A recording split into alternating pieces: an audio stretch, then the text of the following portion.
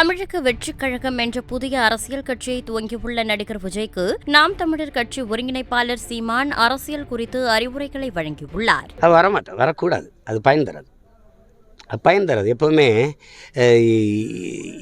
தலையிலாம் நின்று தண்ணி குடித்தாலும் இந்திய நாட்டை நம்மளால் விட மாட்டான். பெருந்தலைவரையே விடலை.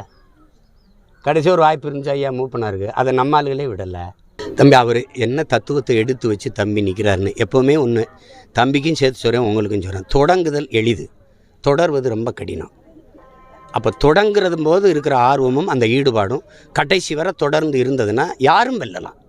அதில் தம்பி மட்டும் விதிவிலக்கு இல்லையா, தொடர்ச்சியாக நிற்கணும். இப்போ நான் நீ தோக்கடி, இதுக்கு மேலே தோக்கடிக்கவே நீ முடியாது, அவ்வளோ தோற்றுருக்கேன் நான். அதனால நான் போட இந்த தேர்தலில் அதுதான் அவர் என்ன கோட்பாடை வைக்கிறாருன்னு பார்க்கணும், அதுக்கப்புறம் தான் பேசணும்.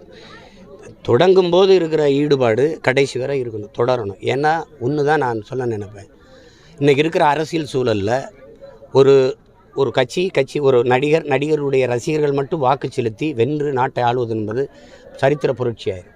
செய்திகளை உள்ளது உள்ளபடி தெரிந்து கொள்ள ரெஃப்ளெக்ட் நியூஸை சப்ஸ்கிரைப் பண்ணுங்க.